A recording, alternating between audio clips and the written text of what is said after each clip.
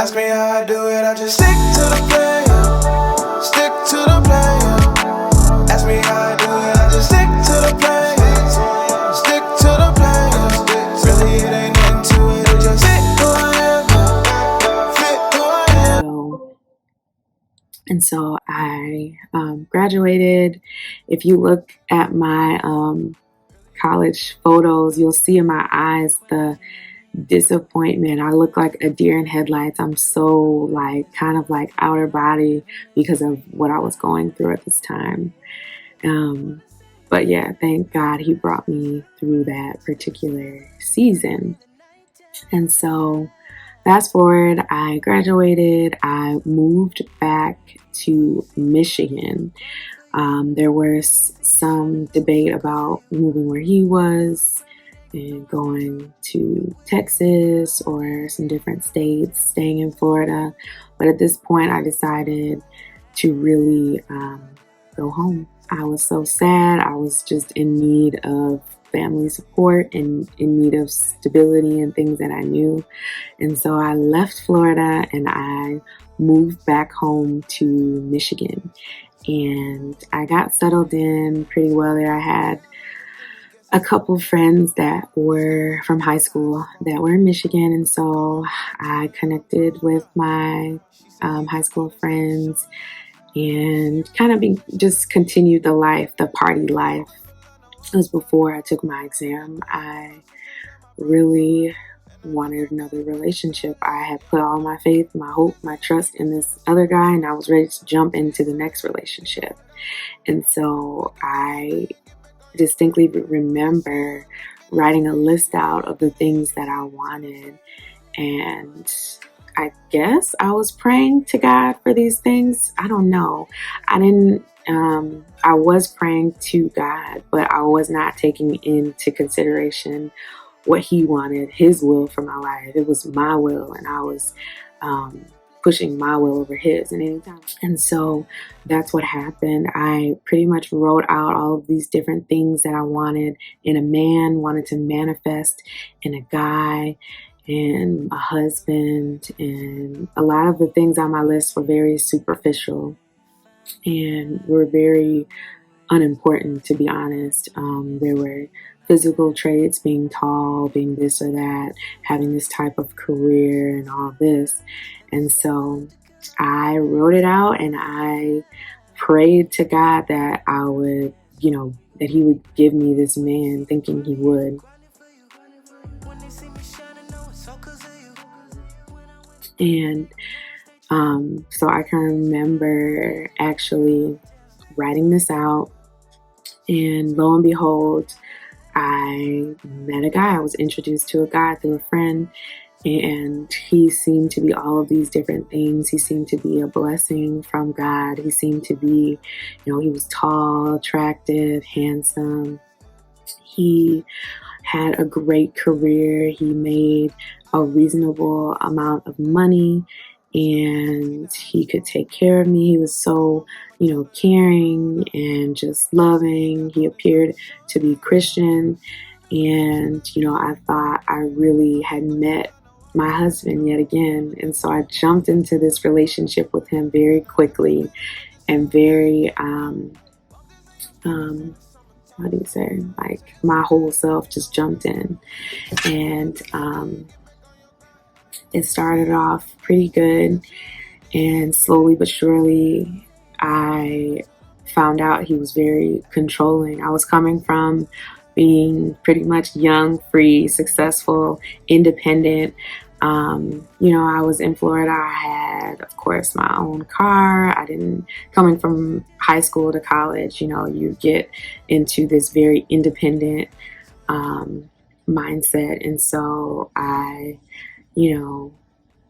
was very, very independent in a good way, and very, headstrong in a good way. And so right off the back, some very red flags, some things that should have been red flags for me happened. But I had never been with someone so controlling and someone so I don't want to say crazy. I had never been with someone so controlling, and so I couldn't recognize the red flags. And if I did recognize them, like I knew in my spirit that they weren't right, but I didn't know, how to really deal with it. I was still, in this point of idolizing marriage and idolizing relationships. And so I continued to date this person, even though these red flags came up, of him wanting to know where I was at all periods of the day, at all times, of wanting to know who I talked to, of checking my phone, of checking my internet history, of just doing very obsessive and controlling things. And so I reached different points in the relationship where I couldn't take it anymore and I wanted out. And then at those points, he would continue to just, plead like, no, really plead for the relationship. And, I never had anyone plead and just really like fight for the relationship so much where I confused that passion for love, and I confused a lot of the things that he did for love and for caring for me for love. And so there were also different points where I hadn't been affirmed from a male. I didn't have the affirmation of a male. And so that was something that I really desired, and he fulfilled at that particular point. And so we continue to be in this very toxic and growing toxic relationship. My family sensed it, and I don't believe that they said little things, but they didn't want to get too involved, and they didn't want to kind of push us further closer, so they didn't say too much. I had some friends as well around that said that they noticed some things as well, but they didn't really, want to say too much or want to push me away. This person was also, of course, trying to separate me from my family and my friends, and it was just getting really bad. And so I was pretty much secluded with him for most of the point, because that's how he was kind of setting it up. And so the breaking point of this particular relationship was physical abuse. And the first form of the physical abuse came when we were having an argument. And I'm not sure what we were arguing about, but we were both sitting on his bed, and he was very passionately yelling and screaming, and I was calm. I'm a very calm, peaceful person, even in arguments. And for any of you who have been with someone that is the opposite of that, your peace and your calmness can make them erupt even more sometimes. And so at that time, he grabbed both of my arms and very tightly, like that. Grabbed my arms and squeezed them very firmly and tightly. And although he didn't shake me or hit me or do any of that, the firmness, the grip, and him getting into my personal space that quickly and strongly was a very huge red flag. And although I had never been physically hit before, and I didn't grow up in that, of seeing that in my home situation per se, I knew it was wrong. And I think there has been physical abuse within my family line, but it's not something that was talked about, or not something that I was prepared for. It was more so, hidden, and more so kept a secret as to not, cause any harm or cause any worry for a child. But I think there is a certain amount of exposure that you do need to expose your kids to, so that they know what to look out for, especially if it's something that has continuously attacked your bloodline. I went through a stage at FAMU where I was just, dating the date and just putting all of my value in men. And so there were people that would reach out to me that I had dated and, you know, just talk or whatever. And so I was not seeing any of these people or talking to them, or had no interest in talking to any of them.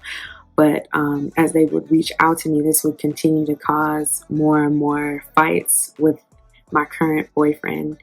And so that was one of the arguments that kind of commonly came up and would cause this this arguing. And so at this point, he grabbed my phone and he pretty much hit the phone out of my hand, like hit the back of my hand and made the phone fly across the room. So that was the second point where there was an indication of physical abuse. And so because he didn't like punch me or hit me or attack me, I didn't really think, okay, well, he might do this. My mind didn't work like that. I was just kind of like, that was wrong, like a little bit scared and fearful. But like I said before, I had not dealt with a situation like this before. My family didn't talk about it. My friends never talked about it. And so I was kind of just figuring things out. At this point, I was definitely not saved either. I was not living for God. I was living for, myself, just living. And so there were definitely signs that led up to him being verbally and physically abusive. So we ended up having a big physical altercation, and that's when we broke up and separated. And I won't go into great details of what happened, but I was physically abused by this person, and there was definitely something that led up to it. I was drug upstairs. I was held against my own will. He had a gun, and he didn't hold the gun to me, but there was a certain amount of fear and a certain amount of restraint that came with him, being this person that clearly had a weapon and clearly held me against my will. And so, there was a little bit of, there's a whole story to that, but that was the gist of that. And so after we had this big argument and he physically abused me, I went back home to my parents' house. I was at the time living in Flint, and so I went back to my parents' house, and they live a little bit close to like the West Bloomfield area, and he stayed on the opposite side. So I didn't feel safe in my own home at this point, and so I went back to my parents' house, and within that day, a lot happened because, I went home. I kind of, wanted someone to hurt him. To be honest, I wanted someone to restrain him the way he had restrained me. And I didn't get that reaction from